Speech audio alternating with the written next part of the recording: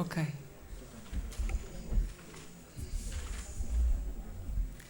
Boa tarde a todos, bem-vindos a esta sessão da tarde. Antes de começar a apresentar o painel, vamos estar aqui cerca de 1 hora, gostava de agradecer à Isabel este convite e à Ordem dos Engenheiros, nomeadamente à especialização. A revista Edifícios e Energia já existe há 26 anos e esta casa é uma casa que nos é muito querida por vários motivos, porque nos tem ajudado muito neste caminho, nesta aventura que é falar destes temas, que nem sempre é fácil. E fica aqui um agradecimento, aproveito esta ocasião. E agora, entrando aqui um pouco neste tema das jornadas, projetar, construir, manter os edifícios para a excelência da operação, é um tema que já foi abordado de manhã, em várias perspectivas, e que, do nosso ponto de vista, nos traz aqui um mote para outros pensamentos também, que eu gostaria de deixar também nesta mesa, ou seja, a importância do projeto e da manutenção e da gestão dos edifícios é importante para também refletirmos sobre outros assuntos, que são os assuntos habituais, que todos conhecemos, são aqueles chavões que toda a gente conhece, mas também há algumas novidades que ultimamente têm aparecido e que nós temos falado na revista, nomeadamente aspectos relacionados com a sustentabilidade, estou a falar de circularidade, da energia incorporada nos materiais, estou a falar da modularidade, enfim, muitos temas relacionados com a construção, mas também com a nossa área, e especificamente com a nossa área em muitos outros assuntos e muitos outros temas. Estamos todos curiosos também para saber o que é a nova EPBD nos traz deste ponto de vista e de outros pontos de vista. Estamos aqui muito ansiosos para ouvir a apresentação do Rui, mas queria também deixar aqui uma outra preocupação ou um outro assunto que é importante e que conta muito neste processo e em todo este caminho que temos vindo a fazer.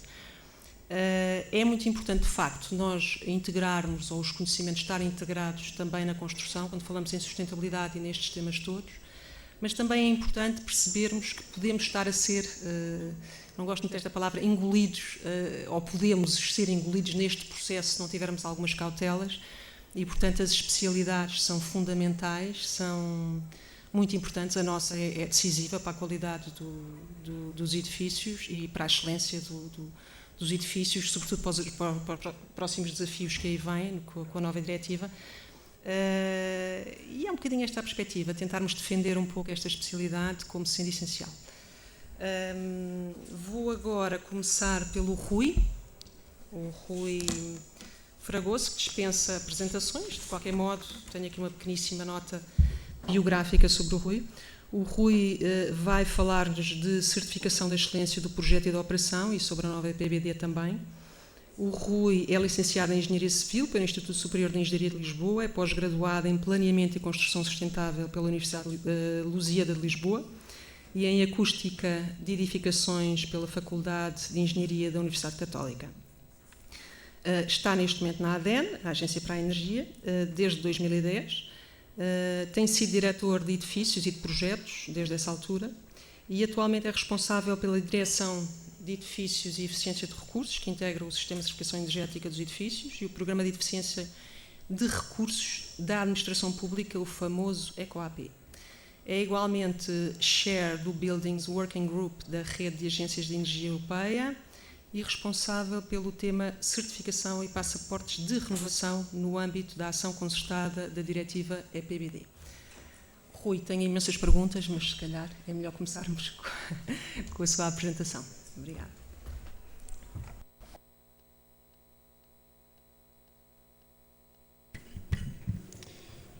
Muito boa tarde, obrigado Rita pelo arranque da sessão, cumprimento também à Isabel Sarmento pelo convite para poder estar aqui convosco. É um gosto estar mais uma vez nas jornadas que se vão repetindo e vão trazendo temas cada vez mais prementes e têm havido cada vez mais desafios no setor dos edifícios, no setor da climatização. Eu irei procurar trazer um bocadinho uma resenha daquilo que tem sido a evolução. Enquanto vou falar, deixem-me só encontrar aqui rapidamente a apresentação. Se tiver aqui já... Cá está. Daquilo que tem sido a evolução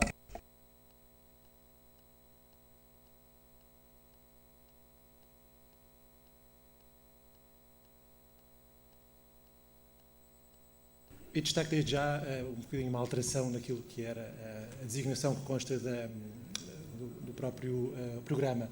Não tanto a certificação da excelência, mas mais um contributo para a excelência do projeto e da operação. A sigla SE 3.0 naturalmente é conotada com o sistema de certificação energética dos edifícios, mas há que dar nota que o sistema de certificação, o SE, e os requisitos que existem hoje na legislação são coisas distintas. Embora trabalhem a par, mas os requisitos existem já desde 1990, a certificação nasceu em 2006, há situações onde existe a necessidade de observar requisitos e não a certificação, e o inverso. Mas para efeitos da evolução legislativa, consideraremos as várias etapas do SE, como também irei explicar. Provavelmente também repararam na apresentação que tínhamos uma outra oradora, que julgo que não vai estar presente, a Petra, desde já dou também os votos de rápida recuperação à Petra, por isso eu alarguei um bocadinho mais a apresentação com alguns indicadores, naturalmente não substitui a apresentação da Petra e não entra no detalhe que se calhar o tema em si merecia, mas provavelmente irá exceder um bocadinho mais aquilo que era a apresentação inicial. Mas pronto, começando, eu dividi a apresentação em 4 partes, uma primeira, uma muito breve retrospectiva do SE1 e SE2, um segundo ponto, que é o foco da apresentação, como o SE3 e o contributo para as diversas etapas do ciclo de vida do edifício. Depois, alguns indicadores estatísticos provenientes do sistema de certificação energética, do programa EcoAP e também da estratégia de longo prazo para a renovação dos edifícios. E depois, por fim, um bocadinho uma perspectiva futura daquilo que se avizinha, que sejam algumas evoluções no quadro legislativo proveniente da diretiva que está neste momento a ser discutida e que entrará em vigor provavelmente no ano que vem. Fazendo uma ligação entre o SE e as etapas, podemos de alguma forma perceber que tivemos 3 momentos-chave até hoje. A verdade é que a nossa legislação, desde 2006 até agora, do ponto de vista de alterações mais de fundo, tem andado a reboque daquilo que são alterações promovidas ao nível europeu. E, portanto, cada vez que há uma alteração legislativa no contexto europeu previa de uma diretiva, há um novo quadro, uma revisão do nosso quadro regulamentar. Tem sido assim com o SE1 e 2. Estamos atualmente no SE3 e, provavelmente, a partir do ano que vem, com a nova diretiva, teremos que preparar, então, o SE4. Olhando para o SE1, e aqui algumas novidades à data que o SE1 nos trouxe. Foi o primeiro passo para a implementação do sistema de certificação energética. Foi também uma oportunidade para criar novos técnicos associados aos edifícios que desempenham diversos propósitos. Com isso iniciou-se também uma obrigação de penetração de sistemas de aproveitamento de energia solar, principalmente solares térmicos, nos edifícios. Foi uma oportunidade também para juntar as auditorias ao nível da energia e da qualidade do ar interior. Apostou-se também consideravelmente na evolução dos requisitos ao nível do comportamento térmico, implementaram-se requisitos de desempenho energético, implementaram-se requisitos de qualidade do ar interior, passou-se a ter uma abordagem de uma metodologia de cálculo integrada com diversos usos do edifício. À data, o foco foi manifestamente mais os edifícios novos e o impacto foi, diria, essencialmente ao nível do setor imobiliário, por via também do impacto da certificação, da obrigação de anunciar classes energéticas em anúncios em 2009 e afins. Entrando no SE 2.0, o que é que tivemos? Tivemos uma revisão do SE em 2013, com a oportunidade de refrescar o layout do certificado energético. Mantivemos as figuras que tínhamos e extinguimos os técnicos da qualidade do ar interior. Alargámos o contexto das renováveis, onde, em determinado momento, outras fontes de energia, como a aerotérmica, passaram a ser consideradas renováveis. Passámos a ter uma separação entre auditorias da energia e do ar interior. Passámos a reforçar ainda mais os requisitos da envolvente térmica, pese embora foi só a partir de 2015 que passou a ser impossível construir edifícios com janelas de vidro simples em Portugal, pese embora também já não era a prática, felizmente, nesta data. Introduziu-se um novo patamar de edifícios de necessidades quase nulas. A qualidade do ar interior foi alargada a mais edifícios, mas, no entanto, pela insistência de auditorias obrigatórias, este sistema não teve, provavelmente, se calhar, o impacto que se gostava que tivesse. Houve um rearranjo da estrutura legislativa. O foco passou a ser a renovação, com critérios específicos para este tipo de edifícios. Houve mais envolvimento de vários stakeholders, nomeadamente municípios, na integração destes requisitos com os seus processos de licenciamento e dos notários, que passaram, no fundo, a integrar obrigações de registro de certificados energéticos nas operações de mudança de imóveis, e passámos a ter critérios de financiamento ligados à eficiência energética. Olhando para o atual quadro e tentando, de alguma forma, fazer uma ligação sobre como é que ele pode contribuir, principalmente para, posteriormente à operação do edifício, com base naquilo que é a fase de construção, concepção e construção, portanto, eu destacaria essas três mesmas fases, que de alguma forma é como a legislação também está concebida: a concepção, a construção e a operação. Olhando para as 5 tipologias de requisitos para as 3 etapas do edifício e seguindo um bocadinho o framework também que a Diretiva Europeia convidou os Estados-membros a implementar, nós temos uma fase de concepção onde essencialmente temos requisitos orientados ao desempenho energético que afetam o desempenho do edifício como um todo e requisitos de dimensionamento adequado, no fundo, para garantir uma adequada qualidade do dimensionamento de diversos requisitos às particularidades do edifício. Temos depois requisitos orientados na fase de construção à instalação correta por via de quem a faz, como a faz e afins, e do ajustamento adequado, por via das tarefas de teste, ajustamento, a entrada em funcionamento dos sistemas. E temos depois uma fase de requisitos orientada para a fase de operação do edifício, nomeadamente ao nível do controlo, introduzindo requisitos que levem à melhor capacidade de regulação e monitorização. Fazendo uma ligação destes requisitos com as componentes dos edifícios, a legislação também está relativamente estruturada nessa perspectiva. No fundo, para cada peça do edifício, para cada componente, todas estas que aqui veem, há requisitos específicos para cada uma daquelas 5 etapas que referi há pouco. Os requisitos são, no fundo, os mesmos que já vinham do anterior quadro legislativo, com a introdução de novos critérios para veículos elétricos. E depois temos várias etapas onde ocorre a possibilidade de verificar estes requisitos. Desde logo, a quando a elaboração dos projetos, por parte dos técnicos autores dos mesmos, que devem garantir 2 pontos: a demonstração desses requisitos, mas também o necessário detalhe para operacionalizar a execução dos mesmos em obra. E depois às entidades que fazem o controle prévio por via de garantir que os projetos são devidamente instruídos, são subscritos por quem os pode fazer, o papel das ordens e todas as outras figuras do licenciamento. Quando olhamos para o cumprimento destes requisitos, o SEE3 teve uma preocupação de reestruturar e reorganizar o que tínhamos no anterior. Portanto, para cada uma destas componentes, há uma ligação à legislação específica que, no fundo, define quais são os projetos que existem para cada uma destas áreas. Nomeadamente, a Portaria 701H, que muito recentemente foi revista para a Portaria 255 2023 e, portanto, traz um novo quadro dentro daquilo que são as figuras de projeto para as diversas etapas dos edifícios, e a Portaria 113 de 2015, que muitos de vocês provavelmente também conhecerão, que é aquela que guia, acima de tudo, os licenciamentos por parte dos municípios. Por fim, temos um conjunto de requisitos adicionais orientados ao desempenho global do edifício, que acontecem no momento da certificação e que se referem ao conforto térmico e desempenho energético. Neste caso em particular, os requisitos de conforto térmico existem apenas para edifícios de habitação. Eles, à data de hoje, incidem na limitação das necessidades de energia útil, aquecimento e arrefecimento. Provavelmente evoluirão, esperamos nós, para requisitos que permitam ter uma percepção diferente, nomeadamente ao nível do conforto, por via de uma metodologia, se calhar, horária e afins.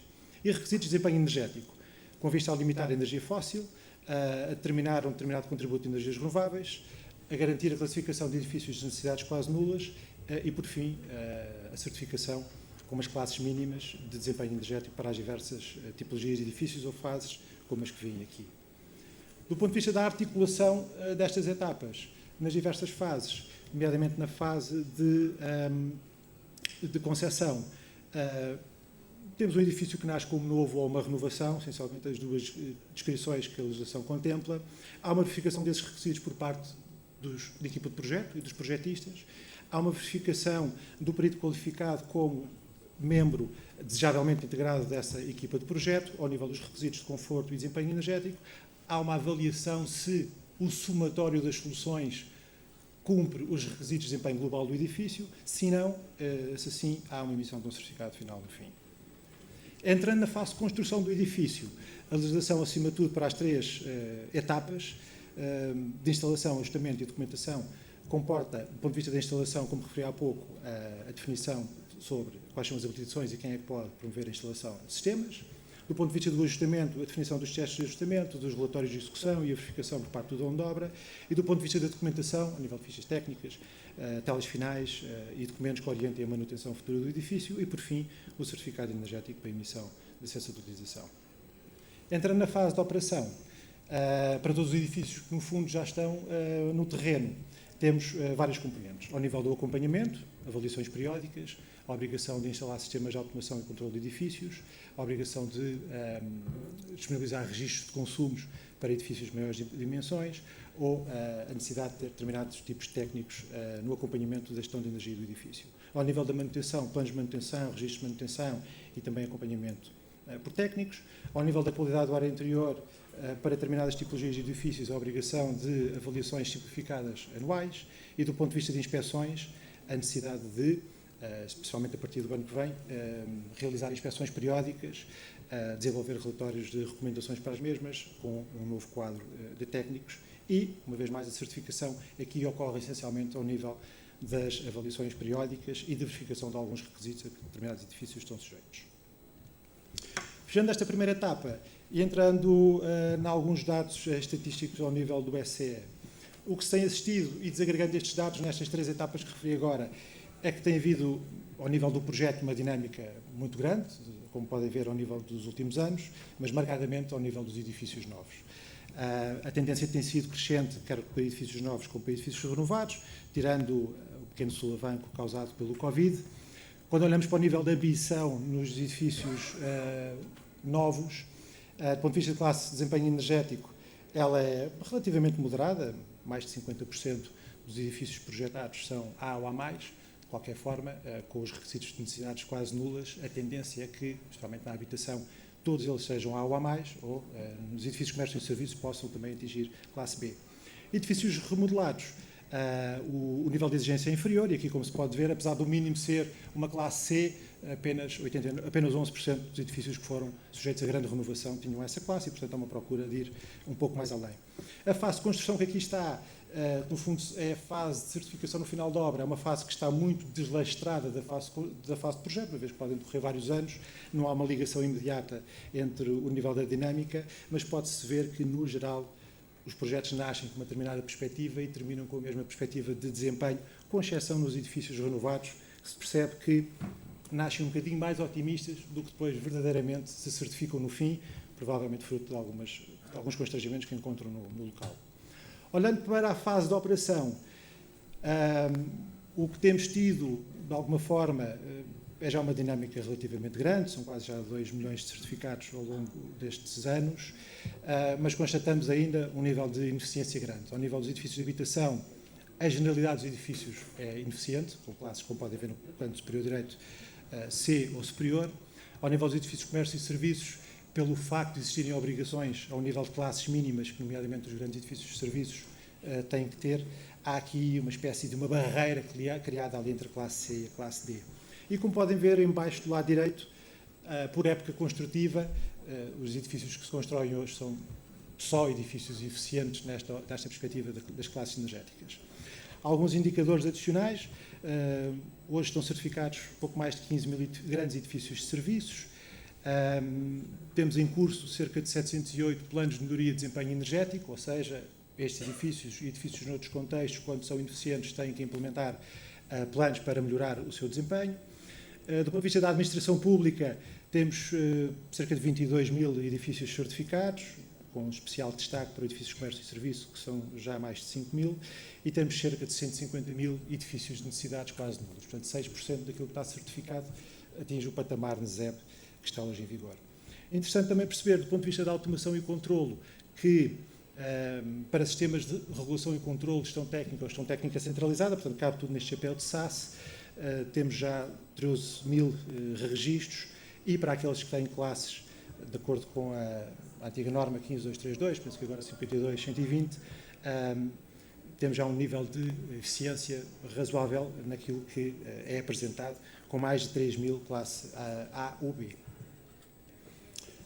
Olhando para o lado da ineficiência e para aquilo que tem sido identificado de áreas de melhoria, do lado da habitação, há um claro destaque para as medidas que ali vêm a verde, são medidas que incidem, acima de tudo, na envolvente passiva, mas a par depois daquelas duas grandes componentes que também caracterizam muitos edifícios de habitação e as suas necessidades, a água quente sanitária e o aquecimento. Do ponto de vista em média, de investimentos que se encontra ao nível da certificação, o valor é de cerca de 2.600 euros.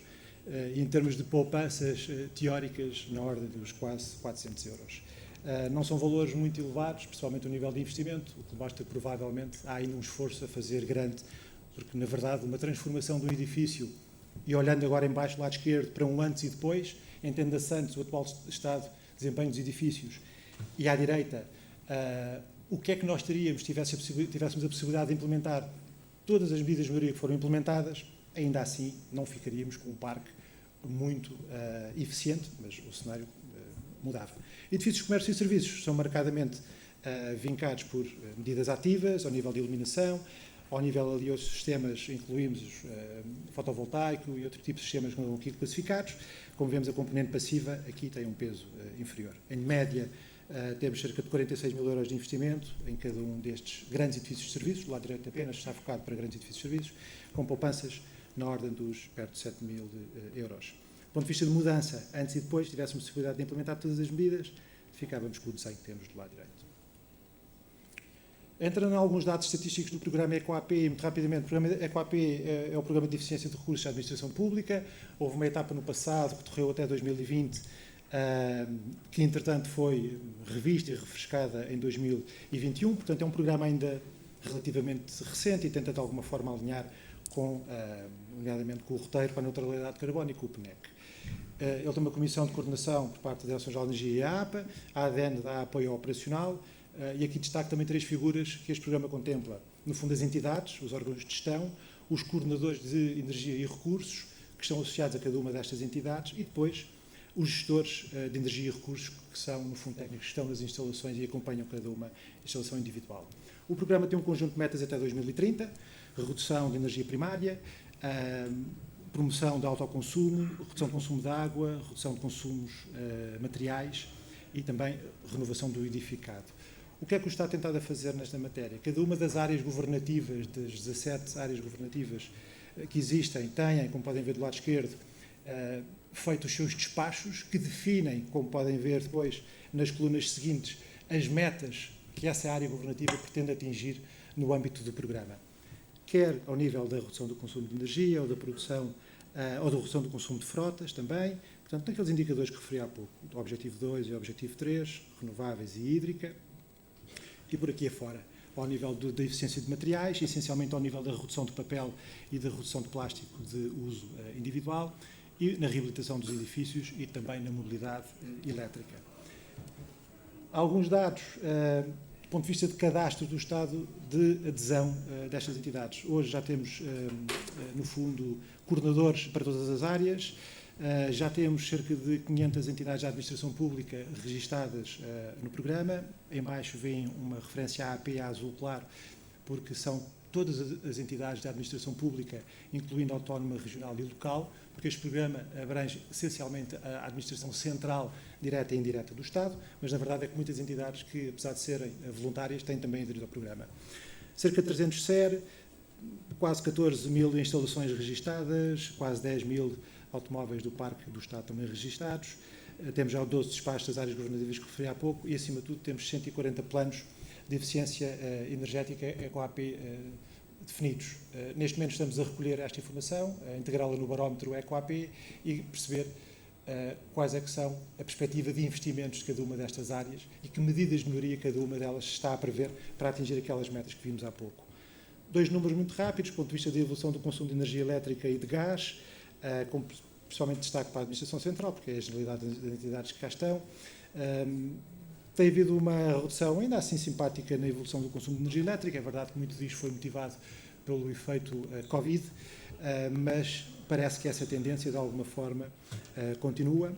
Ao nível do gás, houve também alguma redução ainda considerável. Nota, no entanto, que a coluna que vem a amarelo só tem dados, por enquanto, até novembro ou dezembro. Outubro ou novembro, peço desculpa, e, portanto, ainda não está totalmente fechado, mas ainda assim haverá uma redução ainda considerável do consumo de gás natural. Entrando na estratégia de longo prazo para a renovação dos edifícios, esta é uma estratégia que foi feita há cerca de 2 anos e apresentada pelo Governo no âmbito de uma resolução do Conselho de Ministros. É uma estratégia a 30 anos e que prevê, com isso, de uma forma geral, descarbonizar o setor dos edifícios. Na verdade, para Portugal é muito mais do que descarbonizar, é promover a eficiência energética, a melhoria de conforto e outros focos que a própria estratégia também refere. Existem 7 eixos de atuação, como veem aqui: a renovação do edificado, edifícios inteligentes, a certificação energética, a formação, qualificação, combate à pobreza energética, informação e um eixo específico da monitorização. Esta estratégia contempla 146 ações, neste momento estão em curso 53 delas. Estas ações, cada uma destas ações poderão ser do género disponibilidade de instrumentos financeiros para a renovação dos edifícios. Esta é uma ação.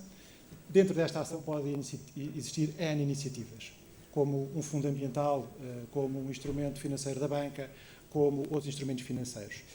Por isso, é natural que existam muito mais iniciativas do que ações, e do lado direito podem ver as 86 iniciativas que foram já identificadas e a natureza das iniciativas: natureza regulamentar, financeira, de comunicação ou formação. Olhando para os indicadores, do lado esquerdo veem os principais indicadores que a estratégia contempla em termos de monitorização. São indicadores relativamente desafiantes, porque por trás destes 9 indicadores estão mais de uma centena de outros indicadores que levam a este cenário. E quando nós tentamos perceber, quando alguém substitui uma janela num determinado edifício, que impacto é que isso tem no consumo de energia global do país, é desafiante e, portanto, temos que fazer uma abordagem, quer top-down, quer bottom-up, para interligar, mas são já um conjunto de informações que têm sido utilizadas e esta monitorização está em crescente. Rapidamente, o que é que podemos perceber? No setor de edifícios, essencialmente, estamos com um consumo de energia primária de redução zero, isto porque, de alguma forma, aquilo que foram as melhorias de eficiência que ocorreram foram comidas, por assim dizer, pelo efeito Covid, e, portanto, não temos aqui nenhuma variação. Há já uma evolução considerável naquilo que é a promoção das energias renováveis ao nível local, sistemas nos edifícios, ou ao nível total, com o contributo das renováveis no setor. Ao nível das reduções de emissões, na verdade, já ultrapassámos em bastante aquilo que era um nível de emissões expectáveis, quer por via de algumas iniciativas em particular, quer a extinção do carvão no setor eletroprodutor, que teve um impacto no fator de emissão de eletricidade, quer por via da cada vez maior penetração de renováveis, e vamos monitorizando aquilo que é a área de edifícios renovados, a percentagem de edifícios renovados e também os investimentos na reabilitação. Como referi, esta é uma estratégia há 30 anos, é uma estratégia que, na verdade, terá que ser revista daqui a 2 anos e vamos ter que, provavelmente, acomodar, já explicarei melhor, algumas evoluções. No setor dos edifícios não residenciais, temos uma redução de consumo de energia primária aqui considerável face àquilo que se esperava, mais uma vez, o efeito Covid e por via da implementação de várias medidas, incluindo teletrabalho e outras, houve uma evolução considerável, também uma evolução ao nível das energias renováveis e depois um desenho relativamente similar. Este quadro é, no fundo, a totalidade do impacto dos 2 quadros anteriores, que não valerá a pena também detalhar muito. Quase a terminar, entrando no SE 4.0 e na perspectiva daquilo que serão as evoluções fruto da futura diretiva europeia. Neste momento existem 3 versões, cada uma das 3 instâncias europeias, a Comissão Europeia, o Conselho e o Parlamento Europeu. Decorre neste momento a discussão entre estas 3 entidades, o que aqui está referido como trílogo, com uma previsão, se tudo correr bem, para estar fechada até ao final deste ano. Esta diretiva, em princípio, terá 2 anos para ser transposta, o que quer dizer que entrará em força em janeiro de 2026. O que é que se antevê que aqui possa existir? Pese embora, fruto das negociações, o grau de ambição da diretiva tem vindo a ser reduzido. Há quem entenda isso como positivo, há sempre o reverso da medalha, que ao reduzirmos as ambições, de alguma forma, estamos a comprometer-os a atingir as metas ao nível europeu, ao nível do 50 for 55 e outras, onde a diretiva se insere. Bem, o primeiro tópico, edifícios ZEB e não ZEB, portanto, edifícios de emissões nulas e não de necessidades de energia quase nulas. A ideia aqui é que se implemente um novo patamar, que seja o patamar de referência para 2050. O que se antevê é que sejam edifícios que sejam também muito eficientes e que sejam edifícios que não têm produção de emissões a nível local, portanto, não consomem fontes que produzem emissões a nível local. Temos também a obrigação de harmonizar as escalas de certificação energética entre os Estados-membros, portanto, Vários Estados-membros têm vários tipos de certificados, com várias classes. Passaremos a ter, em princípio, uma classe harmonizada de A a G, um bocadinho o risco que tivemos também nos eletrodomésticos, com a possibilidade de se adicionar um A mais para edifícios que vão além de ZEB, na medida em que a classe A será o standard para um edifício ZEB. Portanto, em teoria, um edifício que será o standard para 2050. Teremos também a reclassificação dos edifícios com algumas designações, como Worst Performance Building ou Deep Renovation. Estas designações, acima de tudo, servem para operacionalizar parte do quadro, parte daquilo que sejam as prioridades, os incentivos, o financiamento, e, portanto, Portugal terá que também reclassificar e introduzir estes novos conceitos no quadro legislativo. Teremos, ou não teremos, provavelmente, a implementação de MAPs, de Minimum Management Performance Standard, que foi o ponto, talvez, de clivagem entre os Estados-membros, que no fundo se referia tão simplesmente a patamares mínimos de desempenho que todos os edifícios têm que ter em determinado momento no tempo. E o que levaria a que todos os edifícios tivessem que ser obrigatoriamente intervencionados até 2050. Como veem, este é um tema quente, porque acarreta responsabilidades, financiamento e afins. Tem sido o principal ponto de discórdia. Provavelmente não teremos isso, teremos apenas uma perspectiva trajetória até 2050. Teremos uma nova figura de passaporte de renovação. Será uma oportunidade para ter um instrumento que, acima de tudo, promove a implementação detalhada de medidas de melhoria nos edifícios. Hoje o certificado contempla medidas de melhoria, elas são feitas em determinado contexto, muitas vezes são medidas de melhoria num contexto onde a interação com o proprietário não tem que necessariamente existir, e falo principalmente no setor residencial. Um passaporte de renovação é um instrumento, pelo contrário, é detalhado especificamente para as necessidades do proprietário do edifício ou de quem o gere, define medidas de melhoria passo a passo e garante que as medidas de melhoria são feitas com uma ordem sequencial para evitar efeitos de bloqueio quando implementamos determinadas medidas face a outras. À partida será um instrumento voluntário, mas estará ligado também aos financiamentos. Teremos a implementação dos planos nacionais de renovação dos edifícios, será a futura etapa das ELPs que referi há pouco. No fundo, serão planos muito operacionais para garantir a transformação dos edifícios existentes em ZEB, e teremos uma figura que provavelmente já não é nova para vocês, que tem a ver com o financiamento e com a taxonomia. Cada vez mais, por via da taxonomia, há necessidade de garantir que determinado ativo de um banco, por exemplo, ou que determinado financiamento concorre para a mitigação das alterações climáticas para a mitigação e para as alterações climáticas, e isso leva a que haja uma garantia, por via de diversos indicadores do ponto de vista energético, emissões e afins, que o financiamento é dado a edifícios que concorrem para as obrigações que estão no regulamento da taxonomia. Teremos também novas figuras como one-stop shops. A perspectiva aqui é que a diretiva é que existissem, no fundo, lojas de apoio ao consumidor para apoiar naquilo que deveriam implementar.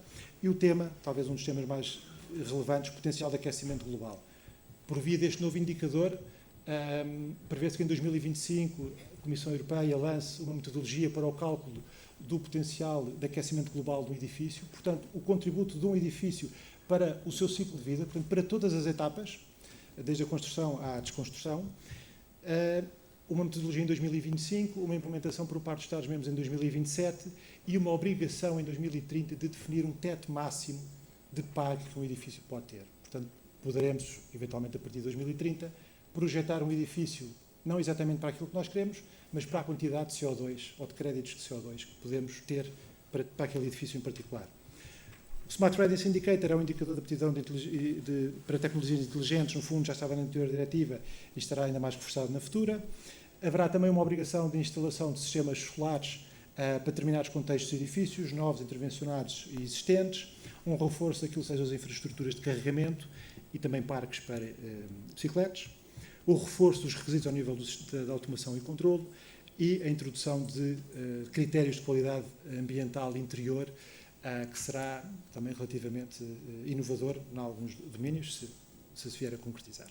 No fim, o último slide a terminar, destacaria só que, hoje, olhando para esta evolução, é inegável que a EPBD tem tido um impacto nas alterações legislativas e, na verdade, se calhar, se não fosse isso, algumas delas não tinham sequer acontecido e levado a alguma evolução no próprio desempenho energético dos edifícios. 2004 será uma oportunidade para se implementar algumas mudanças importantes, como as que vêm aqui e que referi também nos últimos slides, mas, além disso, além da implementação destes aspectos em particular, também será uma oportunidade para introduzirmos algumas melhorias no nosso quadro que não decorrem necessariamente exclusivamente da diretiva, e sim da melhoria de algumas coisas que também vão sendo identificadas ao longo destes anos.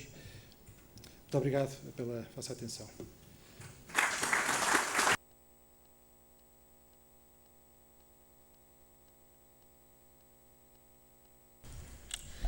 Obrigada, Rui. Foi pena que esta última parte fosse tão curta. Acho que temos todos muitas dúvidas sobre aquilo que nos mostrou ainda há pouco. Vamos tentar, ao longo da tarde de hoje, tirar algumas dúvidas. Vamos ver se conseguimos, temos tempo. E, entretanto, eu gostava de apresentar o Gonçalo Ramalho, projetista, que nos vai trazer um caso de estudo, nomeadamente a ligação entre a arquitetura e a engenharia, para a excelência da operação. O Gonçalo é licenciado em Engenharia Mecânica pelo Instituto Superior Técnico, iniciou a sua atividade em 99, trabalha desde 2000 na área da climatização, nos primeiros anos de atividade em obra e projeto e nos últimos 15 anos dedicado apenas ao projeto, e entra na A400 em 2013 como diretor de projeto. Atualmente é diretor do departamento de AVAC. Gonçalo, se quiser fazer a sua apresentação. Muito obrigada. Entretanto, o Rui também já disse, nós não conseguimos ter a Petra connosco hoje, com muita pena nossa, mas ficará para uma próxima oportunidade. Obrigada.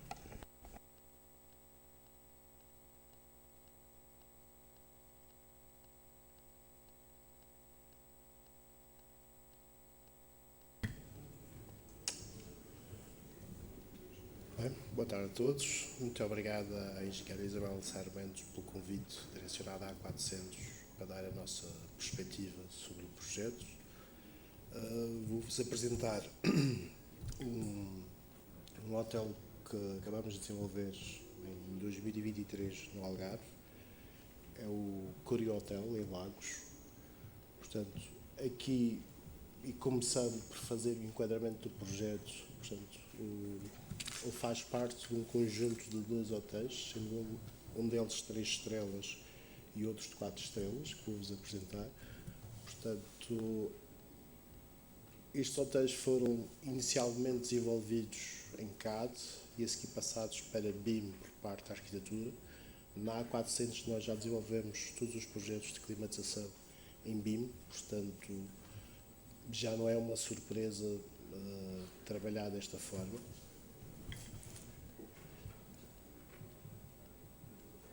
Hoje em dia, quais são os nossos principais pontos de integração com a arquitetura?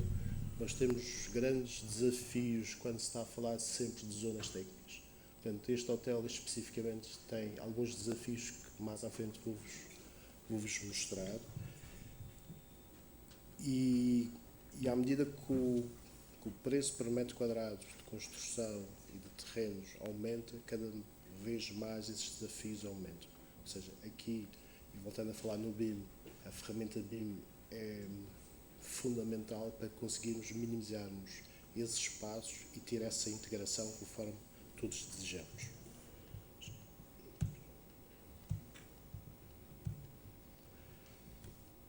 O que é que introduzimos aqui? Portanto, este hotel tem, ao fim e ao cabo, na parte que diz respeito às áreas técnicas, temos essencialmente aqui 3 grandes problemas. Temos um baixo pé direito, entre lajes, que faz com que foi necessário para se conseguir viabilizar o número de pisos que estava previsto pelo promotor. Temos uma zona de lazer por cima de um conjunto de quartos que limitem muito a nossa capacidade de ter zonas técnicas nessa zona.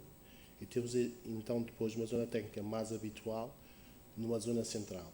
Portanto, durante o desenvolvimento do projeto, nós começamos com um pé direito médio, por exemplo, nesta última zona técnica, de 3 metros, que efeitos camarários, porque como tinha 3 metros, a Câmara interpretou que podíamos usar aquilo como um espaço mais para a frente útil, reduzindo a nossa capacidade em altura. Portanto, passamos dos 3 metros para 2,5 metros. Quando estamos a falar de equipamentos muito grandes, isso causa-nos problemas. Portanto, tudo aquilo que estávamos a falar do espaço para a manutenção, do espaço para integrar os equipamentos, isso causa-nos grandes problemas. Começando por falar como resolvemos o caso da primeira dificuldade, uma zona de estar por cima de um conjunto de quartos. Foi criado um pavimento falso. Ao fim e ao cabo, teríamos aqui uma altura sensivelmente de 50 centímetros entre a laje efetiva e o deck que servia para as pessoas passar. Portanto, todo este deck era possível ser movido. Ou seja, apesar desta dificuldade, não nos esquecemos do acesso à manutenção e da capacidade de poder aceder aos equipamentos. Portanto, neste caso especificamente, foi colocado esse pavimento falso acessível. No caso da zona técnica central, portanto, por obrigações camarárias, tivemos que introduzir estas proteções laterais para esconder os equipamentos. Portanto, conforme vocês podem ver ali, temos uma grande densidade de equipamentos e tubagens. Portanto, toda a zona técnica, nesta imagem aqui mais à direita, foi detalhada. Portanto, conseguimos perceber onde é que passa a tubagem, onde é que temos que pôr as bombas, de forma a garantir sempre, no mínimo, 1 metro de passagem para as pessoas. Ou seja, todos os equipamentos são acessíveis e todas as pessoas conseguem lá chegar e têm 1 metro para poderem trabalhar. Não é a situação ideal, mas face à pressão que hoje em dia se tem em termos de áreas, é a melhor solução que atualmente temos tido. E a outra parte, também não menos importante, que foi o que viabilizou o número de pisos do hotel, tem a ver com a arrumação do corredor. Portanto, conforme podem ver aqui, portanto, o BIM foi fundamental para termos uma visão abrangente, alargada, de como é que conseguimos integrar todas as necessidades para cumprir o requisito do cliente. Neste caso, tínhamos um pé direito no corredor de 2,40 metros. Portanto, temos ali as esteiras, tubagens de água do AVAC, tudo integrado. Temos uma zona central para passagem de infraestruturas de um lado para o outro. E dentro do quarto, como podem ver ali, criamos quase barreiras. Ou seja, temos ali uma sanca para o retorno e uma grelha na testa, que é uma solução muito vulgar. Esta barreira o que é que faz? Faz com que todas as entradas nos quartos nunca pudessem ser pela porta, pelo corredor de acesso ao quarto, e não ser sempre pela casa de banho. Portanto, conforme podem ver aqui, temos ali também representado, deixa eu ver se isto... Pronto, esta zona aqui, o alçapão de acesso à máquina, portanto, tudo isto previsto na arquitetura, e com esta coordenação BIM é muito fácil qualquer entidade externa verificar se está havendo este cruzamento. Portanto, nós tivemos nestes 2 projetos uma entidade externa que fazia só a compatibilização BIM. Portanto, todas as semanas reuníamos e dizíamos, atenção, temos uma conduta a furar uma viga, ou temos uma tubagem a passar. Portanto, toda esta coordenação que no final nós começamos com uma quantidade de clashes na ordem dos 1000 e tal, e acabamos na ordem dos 20, 30 clashes que não eram representativos, não tinha nenhum problema associado. Ou seja, o resolver em obra estes 20 problemas num projeto destes não introduzia atraso na obra que fizessem se justificar essa resolução. Portanto, em termos de projeto, resolvemos assim, e conforme também já foi dito aqui, por causa do BIM, era muito bom que a seguir, em termos de execução de obra, este cliente especificamente pediu que o empreiteiro tivesse preparação de obra em BIM, tudo isto fosse cumprido. Já não sei que alguém referenciou que muitas vezes o primeiro a chegar à obra passa a conduta como quer, passa a tubagem como quer. Portanto, com as folgas que estamos neste momento, isso já não é possível. Portanto, isto é válido se toda a gente cumprir uma ordem, se toda a gente cumprir uma orientação. Passando aqui para a parte da operação e manutenção. Como é que nós preparamos o projeto para isto?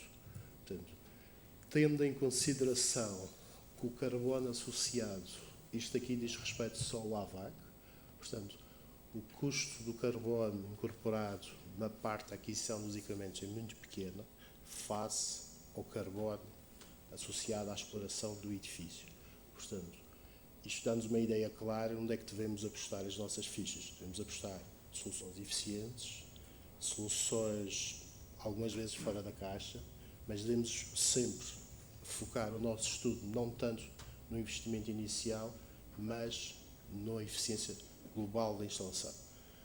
Infelizmente ou felizmente, nem sempre conseguimos dissociar o investimento inicial da eficiência da instalação. Portanto, isto é um desafio com os projetos.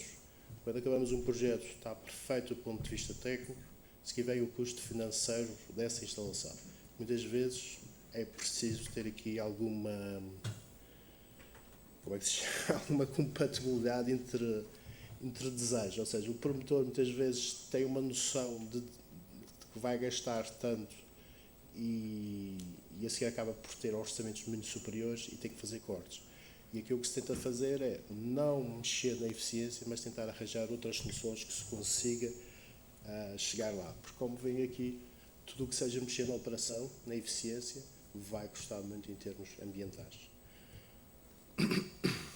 Como é que preparamos o projeto? Desde a concepção, a aplicação de soluções técnicas com recuperação de energia, aproveitamento de calor dissipado pela climatização, para a produção de água quente e aquecimento de água das piscinas. Portanto, neste caso, este hotel, temos a recuperação de energia que faz 90% da produção de água que é. Portanto, estamos no Algarve, uma zona extremamente quente, portanto, temos essa capacidade.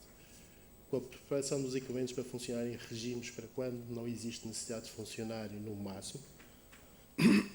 Com a aplicação dos registros de corta-fogo nos quartos, nós estamos a tornar o sistema de distribuição de ar num sistema VAV, ou seja, ele tem a capacidade de fechar os registros de corta-fogo, que tem aqui uma dupla função, que permite reduzir custos de operação, ou seja, o equipamento está lá, se for necessário funciona a 100%, mas não é obrigatório funcionar a 100%.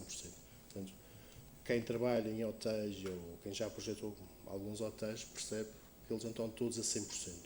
Vai haver épocas baixas e temos que associar esses custos também à operação. Com a integração de um sistema de controle que permite a correta monitorização e controle da instalação.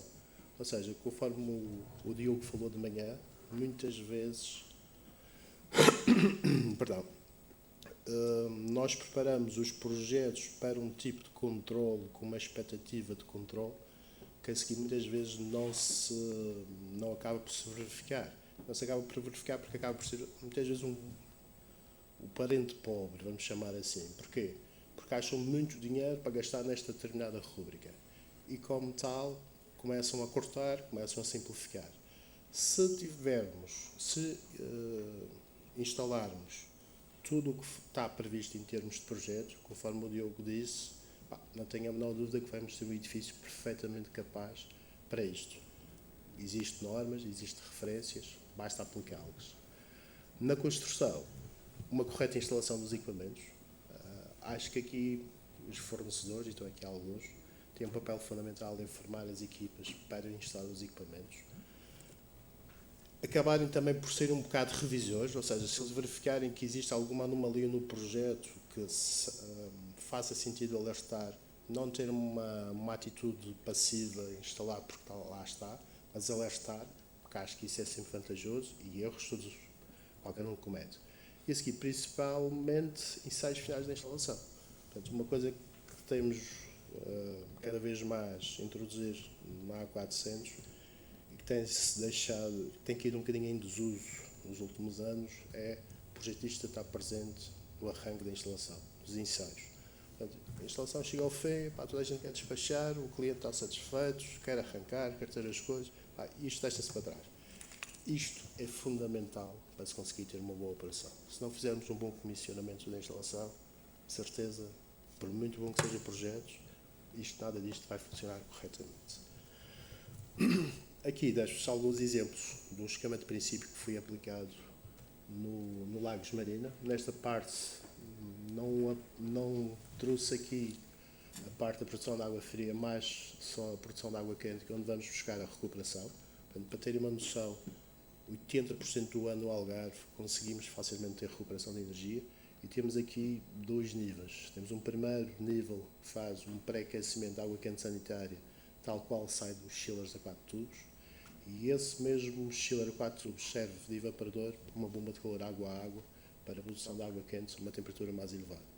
Portanto, este sistema permite, durante o ano, não só fazer a produção de água quente sanitária, mas sempre que há necessidade e há interesse em rejeitar esta temperatura, esta energia para as piscinas, portanto, também existe essa possibilidade. Não de forma, não tem um custo associado, acaba por tornar o sistema mais eficiente. Porquê? Porque ele só vai aquecer a piscina quando tem excesso de energia. Quando não tem excesso de energia, não aquece a piscina. Portanto, isto foi um dos critérios do promotor. Uma forma relativamente rápida de trazer conforto, aumentar o controle da instalação, e desde que o sistema de gestão técnica tenha o que foi previsto, nós podemos muito facilmente trocar este princípio de funcionamento para um controle mais assertivo da piscina. Ou seja, passar a ter o equipamento não só de forma passiva a aquecer a piscina, mas como de forma ativa. Ou seja, controlar a temperatura da piscina. E por último, e para a operação, conforme também já foi falado aqui pelo Diogo, o sistema de gestão técnica é fundamental para que tudo corra bem. Portanto, o que temos vindo a acompanhar durante alguns anos é que os projetos muitas vezes são muito completos e a seguir a parte da execução acaba por ficar sempre um bocadinho manca. Nós, ao termos o controle das coisas, a visibilidade das coisas, tudo isto vai nos ajudar na operação. Tudo isto vai nos reduzir CO2. E acabei. Obrigado.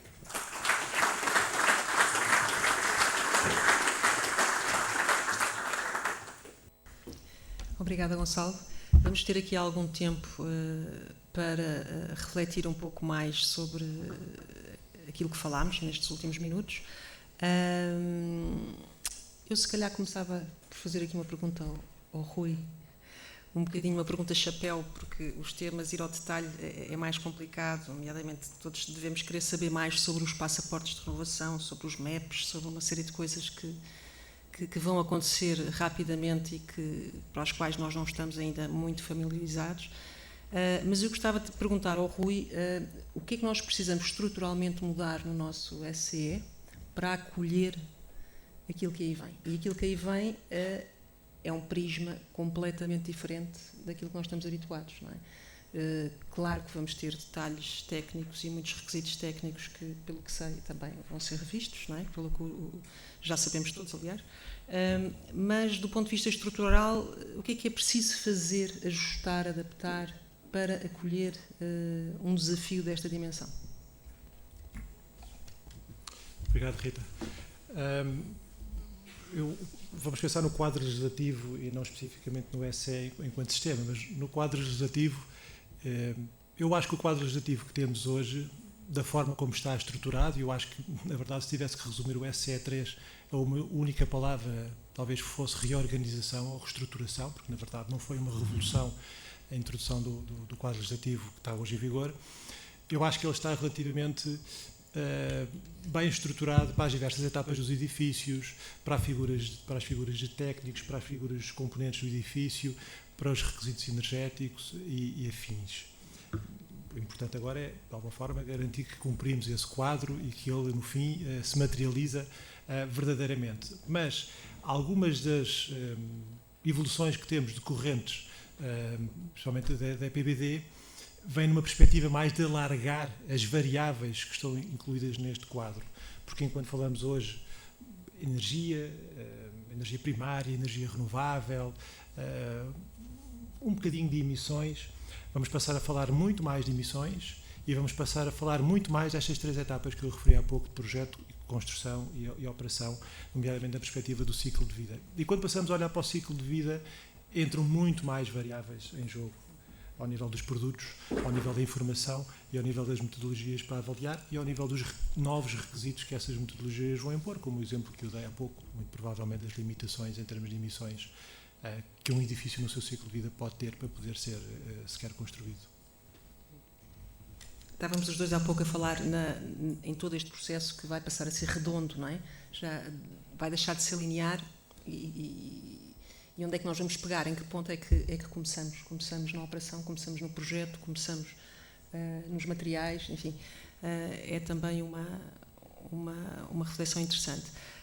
Eu, se calhar, abriria o debate à sala. E vamos aqui introduzindo outros temas. Não temos microfone. Estou à espera do microfone, não sei se... Não está aqui. Não.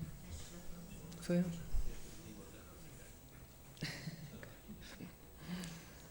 Mas vamos ter uma EPBD também um bocadinho mais redonda, ou não? Se a perspectiva de redondo for a circularidade, Circularidade. eu acho que é inegável que a circularidade vai estar presente, nomeadamente na perspectiva da origem dos materiais que vamos usar e de que forma é que depois vamos pensar neles no fim do ciclo de vida, porque no fundo faz ligar estas duas pontas que a Rita referiu, da perspectiva linear para a circular. Muito bem. Francisco.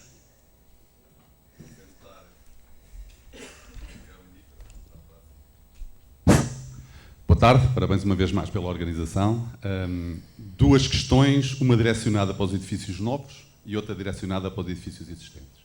Para os edifícios novos, o Diogo, o Gonçalo referiram algo muito curioso, que é a noção que o projeto cumpre no essencial a legislação sobre os SAS, mas que na prática, essencialmente por imposição de custo e dos proprietários, esses sistemas são aligerados e, diria eu, não cumprem a legislação. Como alterar este... E tendo em conta, houve um número na apresentação do Luís, que foi mais ou menos subliminar, dizia que um edifício com SAS poupa cerca de 50% face a um edifício sem SAS. Portanto, tendo este pano de fundo para quando uma efetiva, diria, fiscalização, verificação, regulamentar dos SAS. Isto para os novos projetos, para os edifícios novos. Para os edifícios existentes, e ancorado na legislação, Rui, há um vazio neste momento legislativo. Ou seja, a nossa portaria obriga a que os edifícios existentes com mais de 290 kW sejam equipados com SAS até ao dia 31 de dezembro de 2025, portanto, depois da manhã. E neste momento, da forma como a portaria está redigida, há a necessidade da verificação, ou a possibilidade da verificação da viabilidade económica, remetendo para o manual do SCE, e o manual do SCE não inclui nada sobre isso. Para quando a publicação e em que caráter ou com que linhas orientadoras serão apresentadas ao mercado e aos proprietários e aos players na verificação dessa viabilidade económica? Obrigado. Não queremos que o Rui se sinta debaixo de fogo. E por isso... Rui, o que conseguir responder. Sim, obrigado, Francisco, pela pergunta. Talvez começando pela parte dos existentes. Não sendo jurista, se calhar que os juristas podiam detalhar um bocadinho mais o que eu vou dizer. Efetivamente, há uma obrigação de instalar SAS até à data que referiste para edifícios existentes, em determinadas condições. E existe uma figura de inviabilidade, ou seja, da possibilidade dos proprietários desses edifícios se socorrerem do mecanismo de inviabilidade para demonstrar que aquele requisito não se aplica para eles. Portanto, eu não diria que há um vazio na aplicação da disposição geral, ou seja, da aplicação dos SAS. Há um vazio para quem queira poder gozar da dispensa do poder fazer, o que quer dizer que todos hoje têm que implementar se cumprirem com os critérios que estão, principalmente no Decreto-Lei 101D. Mas não quer dizer que a inviabilidade não vai ficar de fora. O que se passou ainda durante o ano passado foi a possibilidade da ADN interagir também com o setor do SAS e recolher contributos, nomeadamente do setor do SAS, por via a habilitar a Direção-Geral de Energia a emitir um despacho. Portanto, será um despacho que sairá com esses critérios. Foi com muito agrado que recebemos essa informação e trabalhámos com o setor. Eu diria que a generalidade dos contributos que recebemos do setor foram aqueles que passámos à Direção-Geral de Energia e, portanto, é muito expectável que a Direção-Geral de Energia possa, a breve trecho, emitir um despacho que enquadra a inviabilidade. Eu sei que este processo já tem alguns meses, também houve alterações da Direção-Geral de Energia ao nível do Diretor-Geral, portanto, poderá ter tornado ali alguns processos menos ineficientes, mas nós estamos à espera a qualquer momento que saia esse despacho. Portanto, eu diria que, em resumo, hoje a obrigação é para todos. Portanto, não há possibilidade de gozar da inviabilidade. Quando o despacho sair, sim, teremos essa inviabilidade. Para os novos e para o cumprimento das regras, Eu estava a ouvir o Francisco e lembrei-me de uma reunião que tive já há muitos anos, numa iniciativa que na altura era coordenada pelo professor Maldonado, onde estava um colega finlandês, num grupo de trabalho. Estávamos a falar sobre certificação e modelos de certificação e forma de fazer a certificação. E o colega finlandês, à data, informou-nos que boa parte da certificação energética, uma percentagem considerável, é feita pelo proprietário do edifício. O proprietário é ele responsável por uma parte do processo. E nós perguntámos, então, mas isso, no fundo, não é o proprietário que está a ajuizar em causa própria? Ele perguntou, mas porquê é que nós deveríamos desconfiar do proprietário? E eu percebi que realmente não era novidade, há uma diferença entre alguns países e a forma como alguns proprietários olham para os seus edifícios, para a lei, para as regras, para as obrigações. E a verdade, muitas vezes em Portugal estamos sempre naquela perspectiva de que temos que criar fiscalização para se cumprir. É uma meia verdade. Eu gostava que nós não estivéssemos tão dependentes da fiscalização para o quadro legal que tem vindo a sofrer evoluções com vista à sua melhor aplicabilidade. Em 2006 só falávamos em edifícios novos, nada mais. Hoje falamos nas etapas dos edifícios por componente, tudo bem detalhado e quem pode fazer e não pode. Agora, efetivamente, é difícil num contexto com tantos stakeholders, com municípios, com um quadro tão vasto, ter que implementar um mecanismo de fiscalização a todo o tempo. Eles existem em alguns momentos. O diretor técnico de obra, o diretor de fiscalização, o perito qualificado, os municípios, os engenheiros, os arquitetos, a deontologia profissional, a ética, os deveres. Quer dizer, são tantas figuras, mas ainda falta a fiscalização, pelos vistos, para as coisas acontecerem. Reconheço que é um bocadinho uma pena. Obrigada, Rui. Temos uma dupla de perguntas agora. Professor Maldonado, engenheiro Malheiro.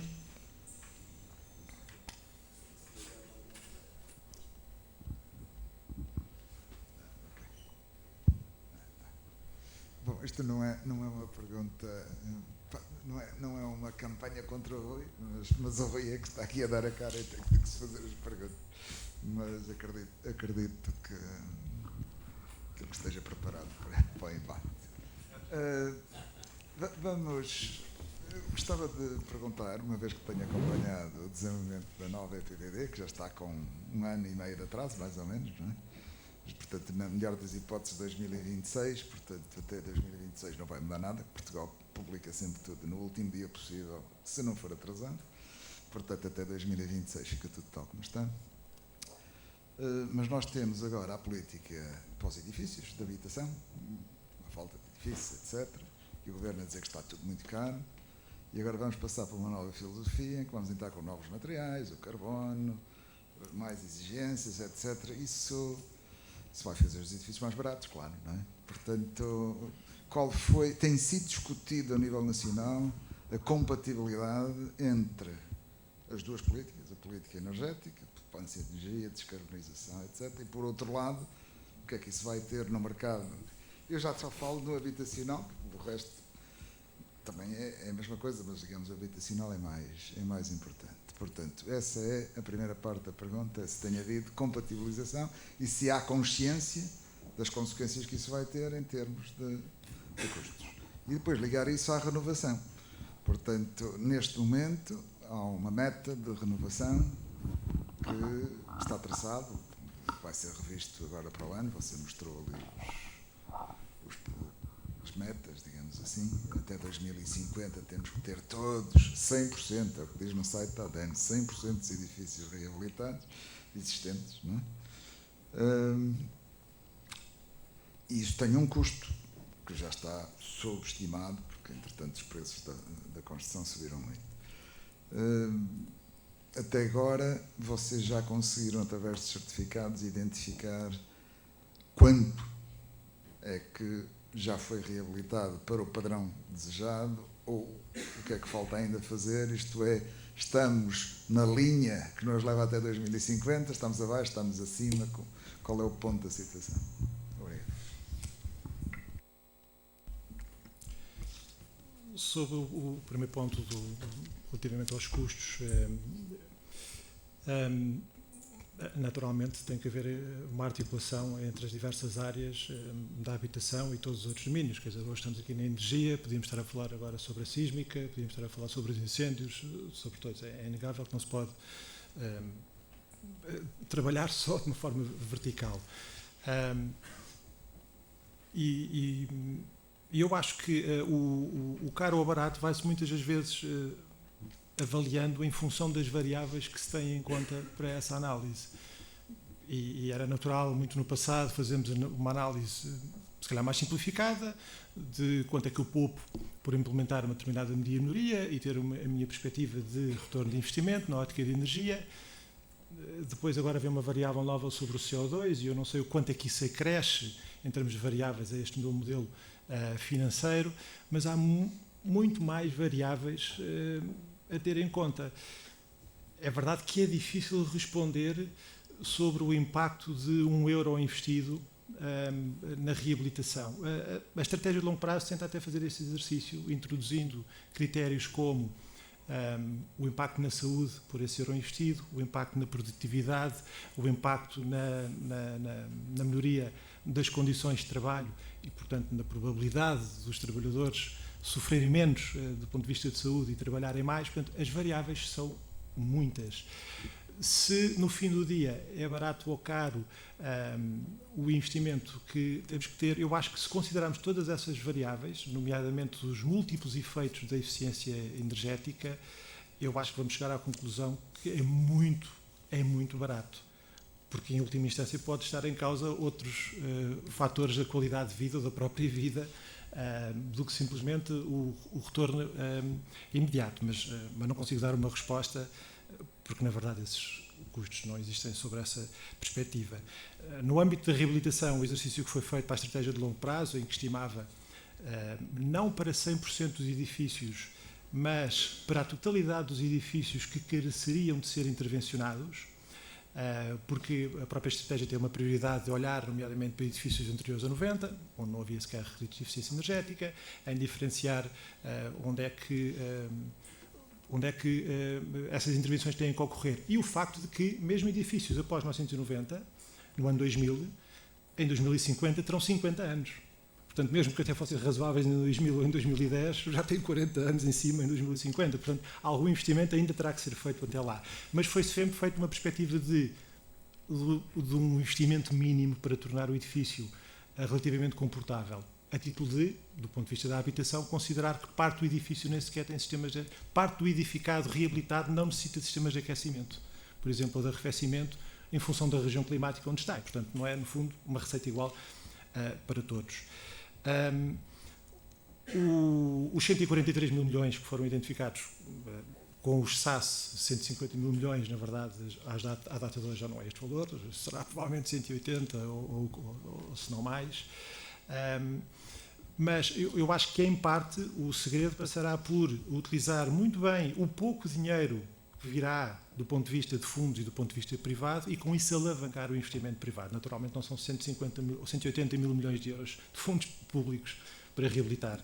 Até porque, olhando para os dados da dinâmica da reabilitação e fruto dos dados da APCMC e outras fontes, o setor da construção mobiliza por ano 16, 17, 20 mil milhões de euros. O setor da reabilitação na ordem dos 5 mil milhões de euros. Isto é mais do que o valor anual que a estratégia refere, embora a estratégia se foque na dimensão da energia e a reabilitação como um todo.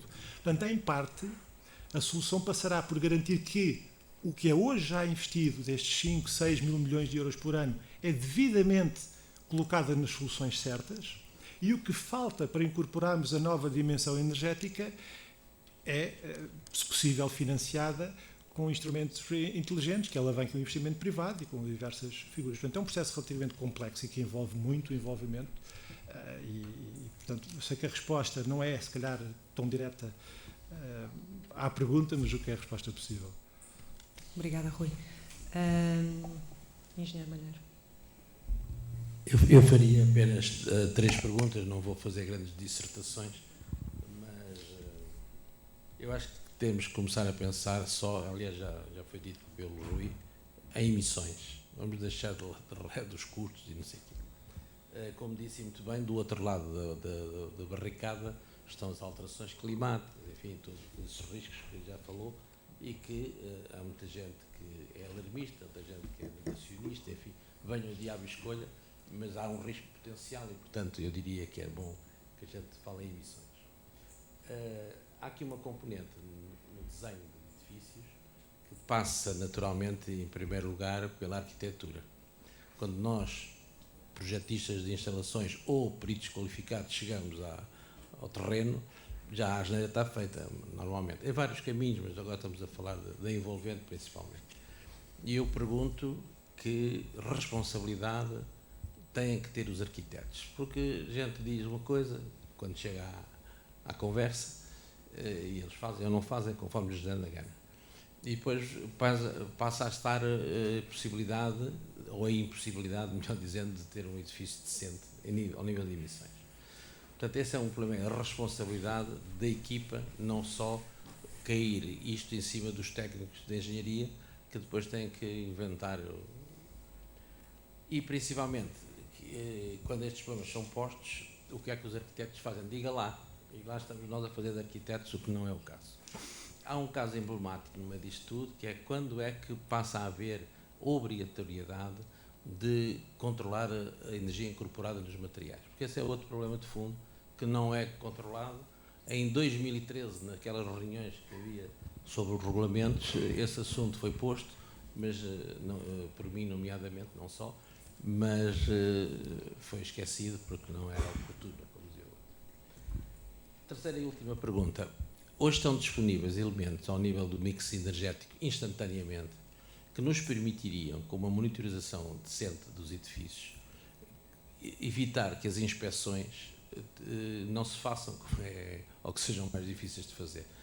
A ADN deveria ter possibilidade de ter acesso imediato, instantâneo se quisesse, ao padrão de consumo dos edifícios e ao padrão de emissões. Isso resolvia uma parte deste problema e teria que haver penalizações, naturalmente, para quem fez e para quem não deixou fazer, eventualmente, porque senão isto nunca mais saímos da cepa torta. Eu acredito que ainda não se meteu na cabeça das pessoas, em geral, e dos promotores em especial, que têm que gastar dinheiro a mais. Concomitantemente, e agora não entrando no negócio do imobiliário, mas concomitantemente tem que haver um quadro de financiamento, como havia aqui há uns anos, dos custos elegíveis.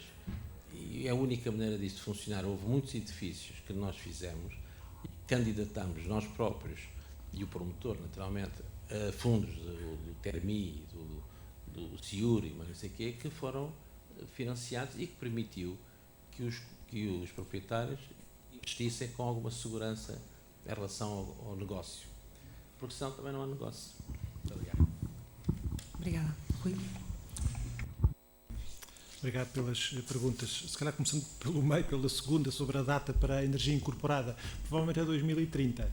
Se vingar o que referi há pouco, que passa a ser, ou melhor, 2025, há uma metodologia, 2027 Estados-membros implementam o potencial de aquecimento global e 2030 definem limites máximos a esse potencial de aquecimento global, quer isso dizer que temos que passar a ter em conta as emissões ou CO2 incorporado em todas as componentes do edifício e para perceber quanto é que elas concorrem para o limite.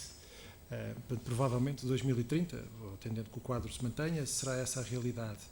A terceira questão, do ponto de vista da possibilidade de acesso aos dados e por isso poder monitorizar em tempo real o que acontece nos edifícios.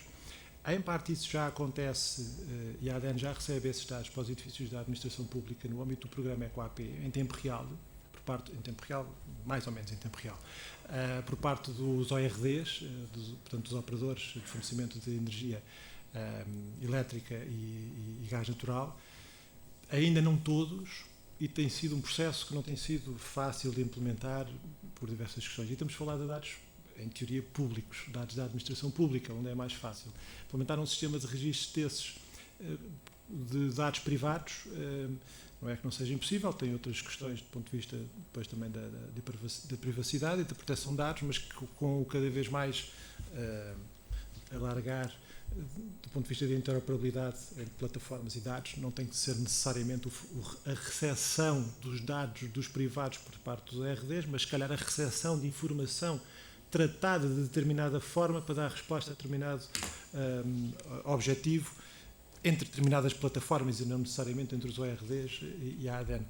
Eu espero que isso um dia possa acontecer, porque permite operacionalizar muita coisa, como referiu, e daí até tirar uma perspectiva de cálculo em tempo real. Sendo que, no entanto, há outra variável que não ajuda, que é, mesmo que estivesse a funcionar esse kilowatt, que nós pudéssemos monitorizar que recebemos aquilo que determinado CPE consumiu determinado kilowatt naquele instante, dali determinar quais poderiam ser as emissões podia ser desafiante, porque depois entram os contratos que essas entidades possam ser com os seus fornecedores que lhe garantem determinado tipo de energia verde, ou menos verde, ou por aí fora. Mas embora o kilowatt seja o mesmo, e foi comprado e negociado no OMIE no dia anterior, com determinado nível de emissões àquela hora e custo, depois há a questão dos contratos que, no fundo, garantem que eu tenho a minha energia totalmente verde e afins. Portanto, a ideia é boa, há um conjunto depois de variáveis que são desafiantes. Sobre o primeiro ponto dos arquitetos, eu acho que o papel dos arquitetos é chave, no fundo, como um pivô, e era importante que houvesse realmente uma perspectiva de equipa de projeto, sempre de equipa de projeto, e até quando esta legislação saiu, e a ADN sempre tentou promover, neste caso, o papel do perito como alguém da equipa de projeto, não é alguém no fim que vem emitir um certificado e depois chega à conclusão que aquilo nada passa, é alguém que tem que estar dentro da equipa de projeto, da mesma forma que o arquiteto tem que estar com a equipa de projeto ao nível das especialidades. Se calhar o quadro legal hoje de licenciamento não ajuda muito, com a perspectiva de poder fazer o projeto de arquitetura e entregar, para depois poderem vir as especialidades. Quer dizer, isso é para perceber se o edifício passa num conjunto de métricas, mas depois há todas as outras métricas todas que só são vistas depois. É impossível, não é? Portanto, isto tem que funcionar logo na perspectiva agregada de início e, portanto, até do ponto de vista do licenciamento, se calhar há aí coisas a melhorar. Perspectiva também abordada pelo Gonçalo na anterior apresentação. Não sei se há mais perguntas.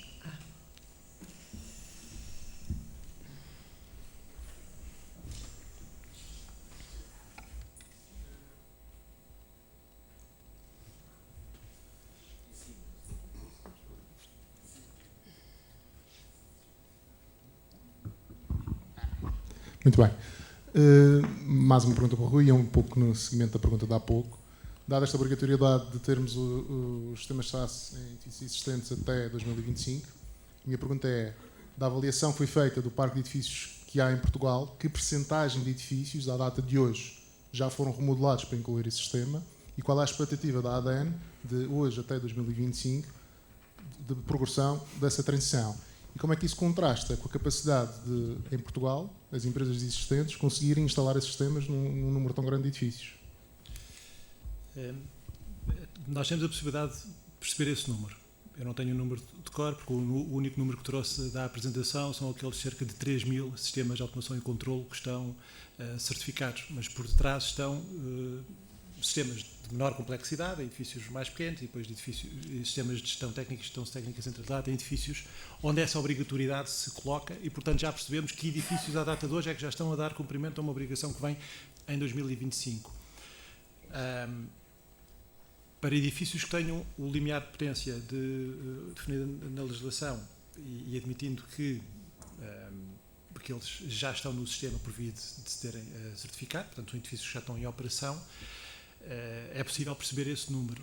Nós, não tenho agora presente o número de GES que vos apresentei há pouco, mas penso que andava na ordem dos 13 mil ou 16 mil, estava em dúvida nos dois. Claro que aqueles 13 mil que eu referi há pouco, se calhar arriscaria que 3 mil, 4 mil são sistemas de SaaS. Em teoria, todos aqueles GES que dessa parte tenham mais de 290 kW de potência instalada, estariam abrangidos por esta obrigação. Portanto, isto obrigaria a ter que descascar um bocadinho mais os dados que estão registados para perceber esse número. Mas não lhe consigo dizer uma percentagem exata sobre quem já cumpre e a percentagem que falta para um cumprimento total.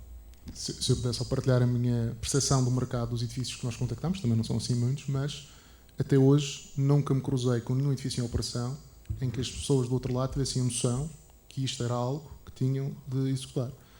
E acho que a percepção generalizada, pelo menos de todas as pessoas com quem eu contacto, é que não há essa sensibilidade dos operadores e dos promotores e todo o imobiliário, que isto é uma necessidade.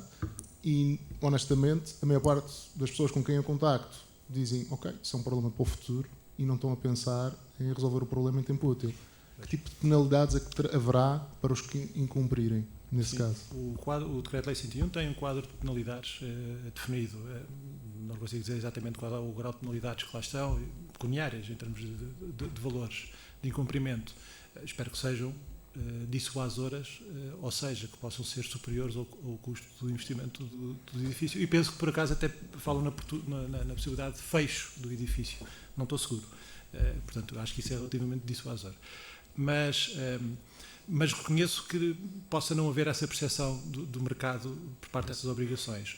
Eu fui muito pontualmente contactado por 2, 3 pessoas que me conhecem e perguntam, olha, vem esta obrigação, o que é que agora temos que fazer e por aí afora, mas são 2, 3 pessoas.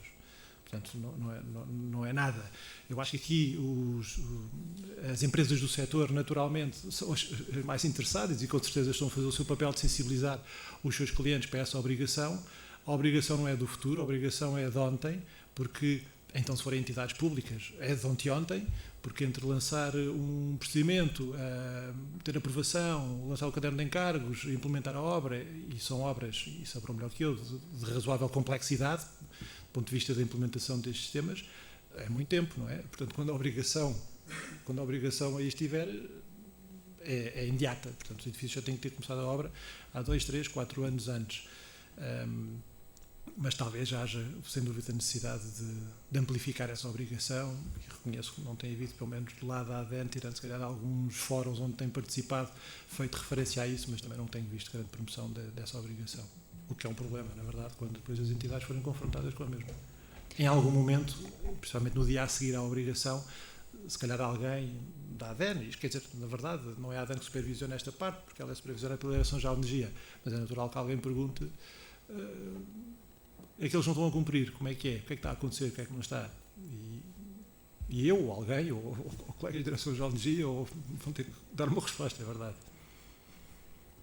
Nas jornadas 24, nas jornadas 25. Vamos ter que terminar. O edifício da ADN tem pré-instalação de SAS. Mas permita-me só corrigir que, na verdade, o edifício não é da ADN, o edifício é alugado, mas tem pré-instalação de SAS.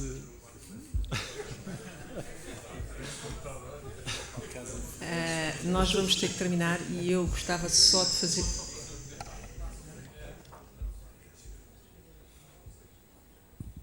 Tem que ser mesmo rápido. Não é? Relativamente aos edifícios e digamos, ao problema que foi levantado pelo engenheiro Malheiro, no que concerne à transmissão dos consumos energéticos dos edifícios, era só a Direção-Geral de Energia falar com o Ministério das Finanças.